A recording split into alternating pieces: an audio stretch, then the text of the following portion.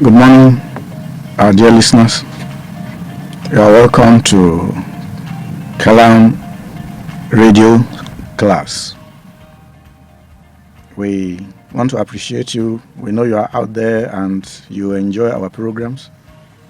Thank you for the feedback that we get from you on quality, content, and our reach. We are beginning this new program schedule, which we have aptly described as Kalam Radio Class. In the course of time, we hope to examine many things that relate to teaching, learning, and research, schooling generally. And to anchor this, of course, subsequently, many more people are going to be brought on board. But my name is Shutse Sonny. I begin this discussion. And this morning, we'll be looking at a trending expression which has gained substantial traction among our youth population, not just in Nigeria. It's a global phenomenon. And the question is school a scam? Take note. I have told you that in the context of this program beginning now, and we hope it will run for quite a while, our commitment will be to examine key factors that interface with teaching, learning, and research. And the most appropriate point of our commencement is the issue of the status of school and schooling. Let me begin by asking you, eventually, but not today, we are going to give you opportunity to talk back to us. What do you think? Is school a scam? I'm sure you have heard of it. Perhaps you are one of those who use it, that school is a scam. So we are going to begin by examining a number of things. We'll get back shortly.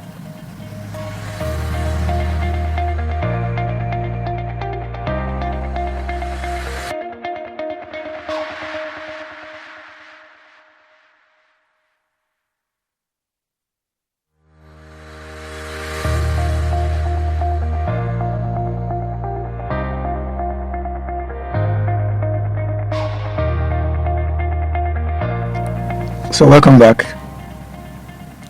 Let me begin by taking us down the road of antiquity. I want to look at how the idea of school and schooling came up. I'll begin by establishing that the idea of formal education, schooling, the idea dates back to ancient times, ancient civilizations, when formal education was reserved for the rich and for their children of royalty. It is interesting that the name school, the term school today, derives from a Greek word which means school. It can be sounded as shoal, which means leisure. Eventually it referred to a group. And for all of us who have gone through school, I'm sure will agree with me that if school is anything at all, it is not leisure. Obviously not leisure. There's no part of schooling that is leisure.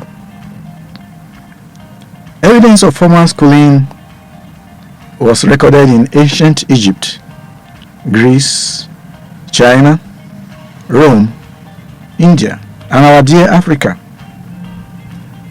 The curricula were designed to meet the needs of the civilizations then as they interpreted themselves in the context of their time. Of course, if you look at some of such curricula today, you would laugh at some of the things they did. But then, man attempts to interpret himself, to identify himself in the context of the time in which he lives. So what he does is a reflection of his perception of himself in the context of his time. Those days, children of royalty, of emperors, of kings, of the powers that be then, trained their children in physical fitness, sports, of course, military fighting tactics, music, wrestling, culture, art. All of these things were packaged into the curricula of the time. Take note, I told you, curricula were designed for times and places in history. So that what in Africa, our ancient education prepared young boys, young people to hunt. They were taught hunting skills. They were taught to be tough, so that they could face the challenges of living in the wild. For instance, let me bring in something.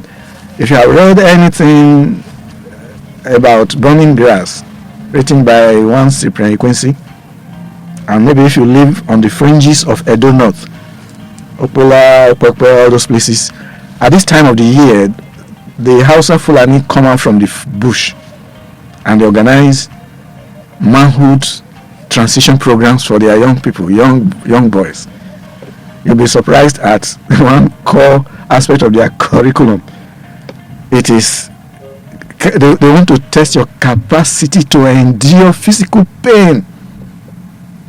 And take note, it was so funny. If you fail the test, then you were not eligible to marry.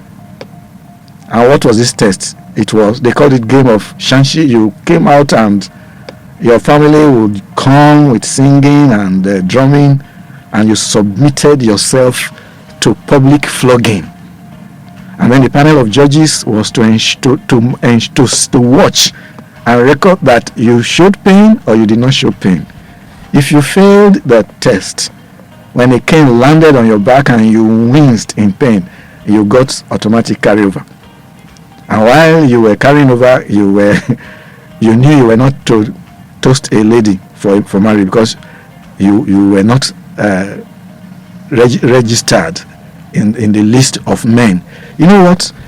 Interfacing with these people showed up. They said that they had to take their young people through these pains, because for the young Hausa Fulani, the pastoral Fulani, their life is in the bush. And your ability or your preparedness to face the dangers of the bush was what entitled you to transitioning to manhood. Funny as it is, the modern man, why would you submit yourself to such pain to prove that you are a man? So that's what we're talking about. So the curricula then were packaged by the people in their time according to their understanding of the demands of the era in which they lived. Of course, many things have changed now. You don't need to endure pain to prove that you're a man now. In some communities, it's, if you read Things Fall Apart, you will see Okonkwo was a successful farmer and he did well in wrestling. So he was admitted to the council, to the elders' council, based on those criteria. So curricula, schooling, training curricula for those times were packaged to prepare young people for life in their times.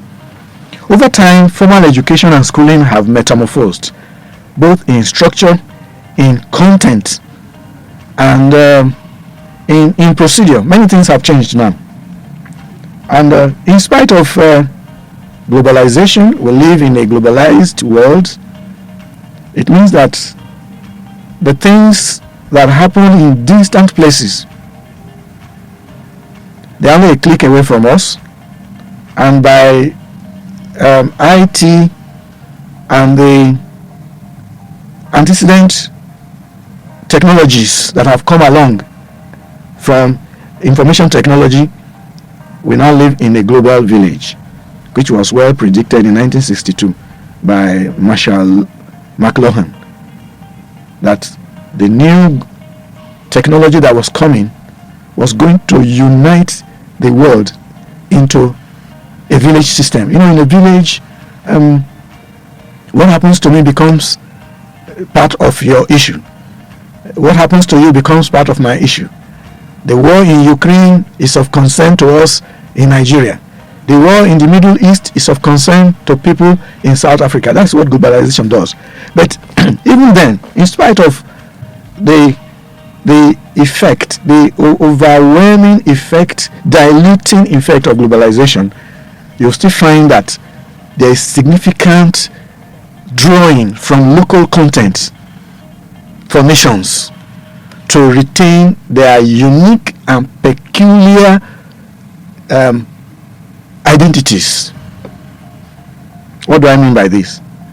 Yes, we learn English, we learn physics, we learn chemistry, but then we look at our environment, and through social studies and civics, we're able to draw from things that happen around us and build this into the curricula that we use, so that at any point in time, a product of schooling in Nigeria retains essential features of his identity as a Nigerian wherever he goes.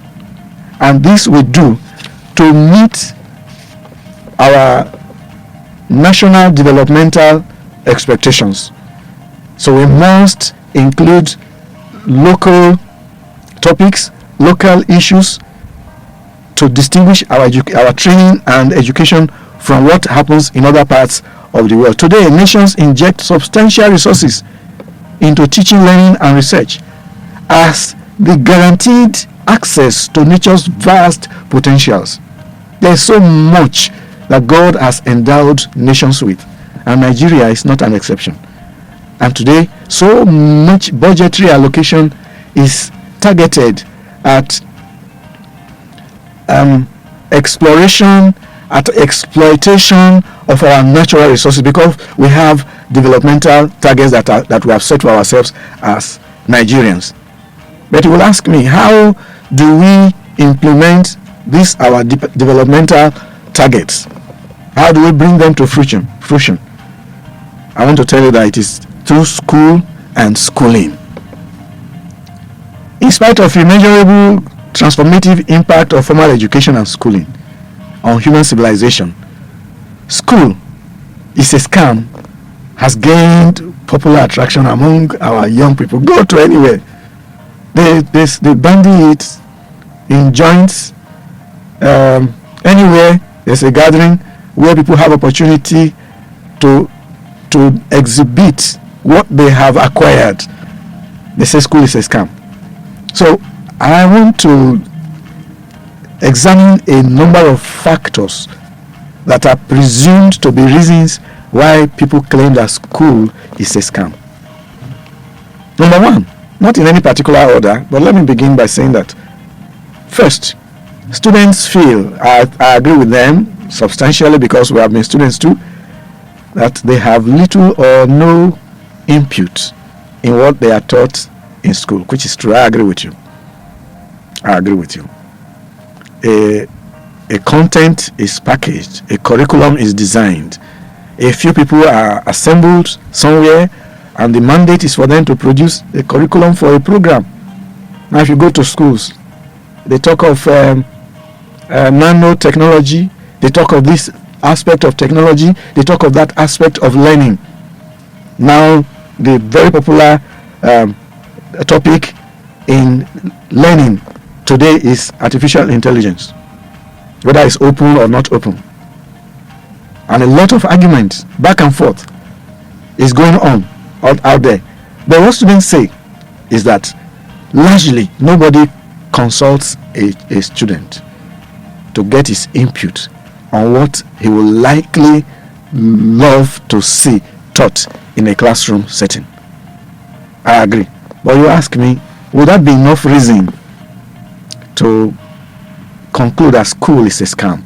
The argument is that since I have no hand in the selection of topics and the things that are taught me in this place, and some of the things that are brought up have very little relationship to career prospects, therefore school is scam.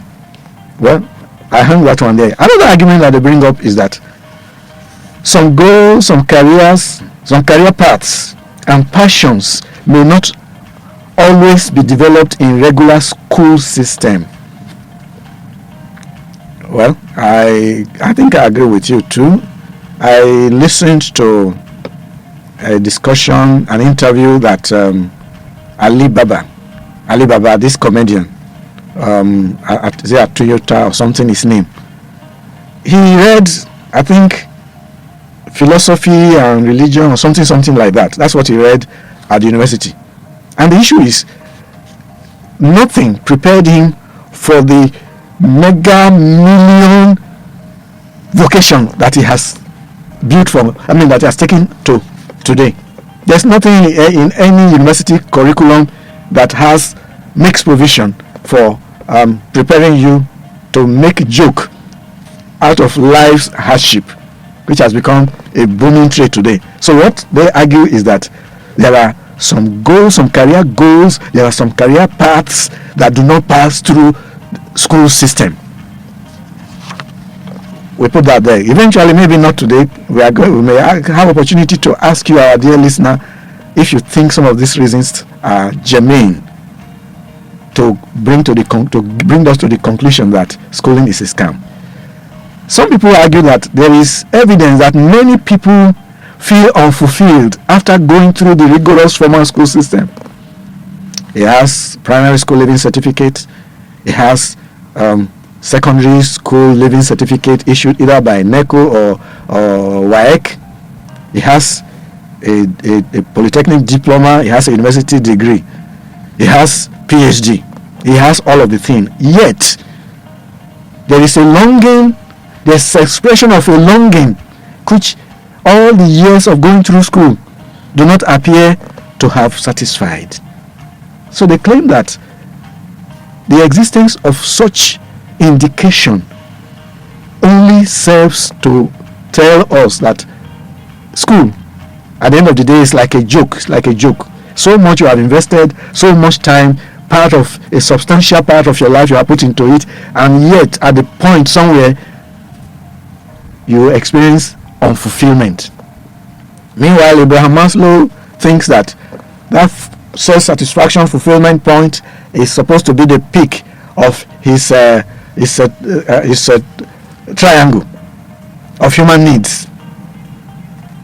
People argue that schools don't teach life skills, and they say if school taught life skills, why would a schooled person commit suicide? That school doesn't teach endurance. School doesn't teach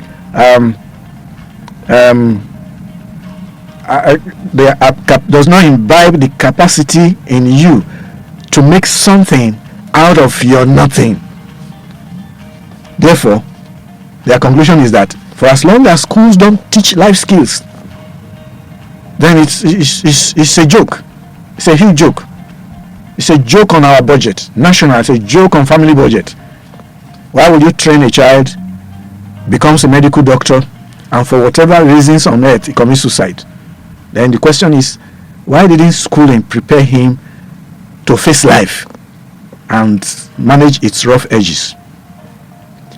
One thing I also saw somewhere online is that certificate is only paper and may not reflect possession of usable practical knowledge.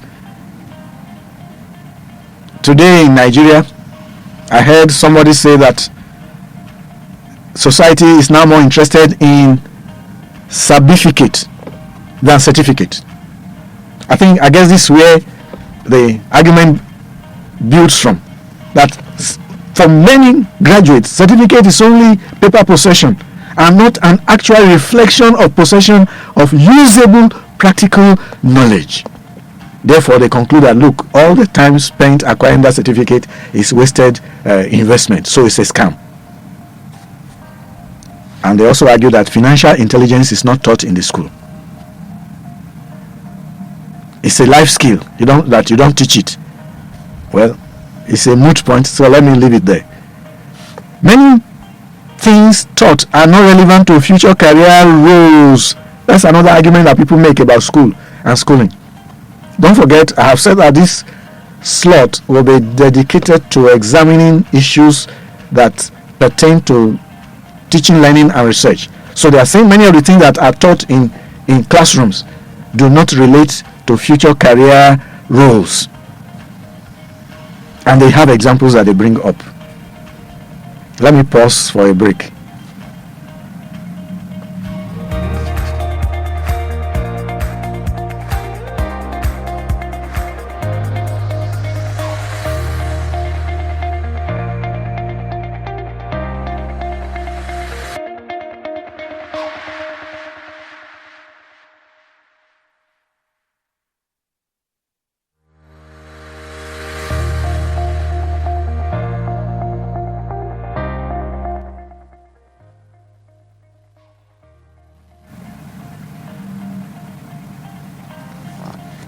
You're welcome back, dear listener.